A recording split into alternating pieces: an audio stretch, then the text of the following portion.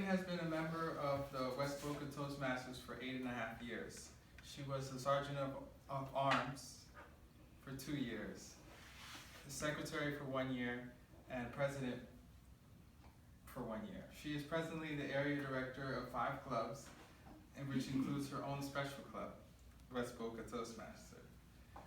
Claudine will be roasting her kiwi, whom she has met 33 years ago, in the Cayman Islands Tennis Club. The title of her speech is Roasting My Kiwi. Please welcome Claudine Gunning.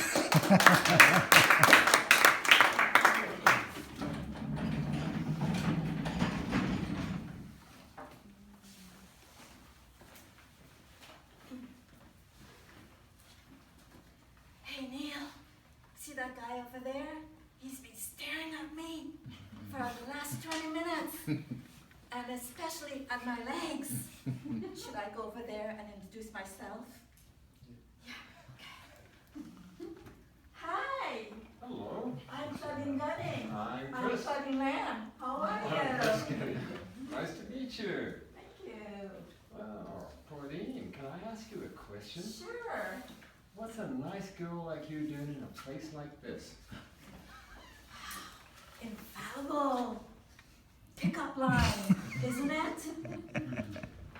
You young fellers don't ever use that line because it's not going to work. Even though it did work for me, because I love your accent. Where are you from? Australia? No, Claudine, actually I'm from a wonderful, beautiful island called New Zealand. Oh wow. I think I put my foot in my mouth because some of you know that he dislikes being taken for an Aussie. Mr. Toastmaster, fellow Toastmasters, and most welcome guests. In his early 20s, Chris has traveled all over the world playing tennis tournaments. The first time in New York City, he's walking down a famous avenue towards the subway station with his doubles partner in these short shorts that he wore in that time of the decade. Hop the strut, you know, they're walking down the avenue. And these 3 beautiful young ladies came up to them and started to chat with them, asking them, where are you going? Are you going to the US Open? Where are you from? Oh, I love your accent. Meanwhile, they're, you know, moving towards them and touching them. Chris thought it was wonderful, getting all this attention, strutting down the avenue. They arrived at the subway station, and the 3 young ladies bid their goodbyes. They went downstairs to get their train ticket, reached into the pockets. Voila. No wallet. Oh my goodness. How naive could you be? Since you've been traveling the world, you would think that he would understand what's going on. But he does have a great win over Andre Agassi. Anyone knows who Andre Agassi is? No. He was #1 in the world in 1995. Mm-hmm. But Chris had a great win over him. Beat him, yes. But Andre was only 14 years old. You know, really? He's gonna brag about that? Come on. The one thing that attracted me to Chris was his actions on the tennis court. He floated like a butterfly. He was smooth. And he stung like a bee when he did his awful strokes against opponents. Very, very good athlete. But don't ever catch him on the dance floor because he's completely opposite. He's stiff as a board.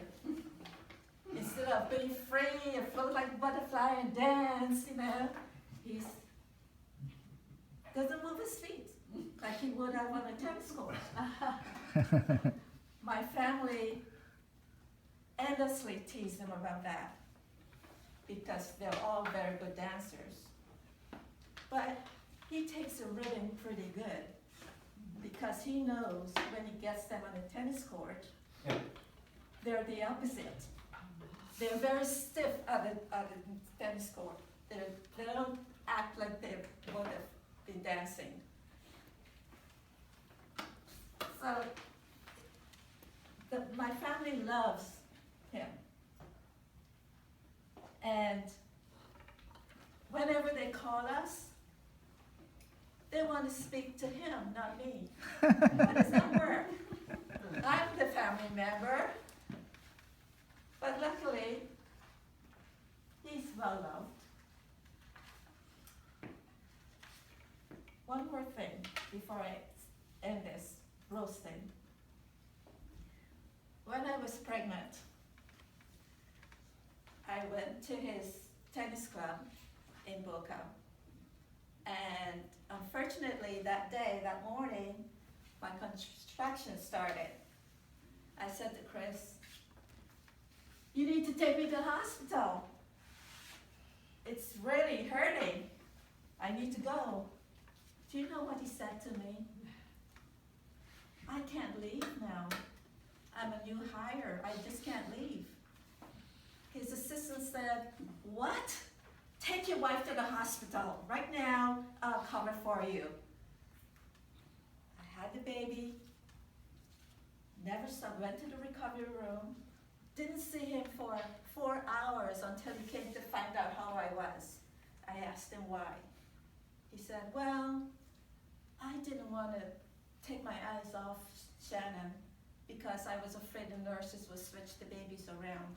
I said, "Okay, that's a good answer because at that time there were issues about switching babies around." So, that's unbelievable. But now, let's see how the roasting is right now. Let's see if he's undercoat or overcoat.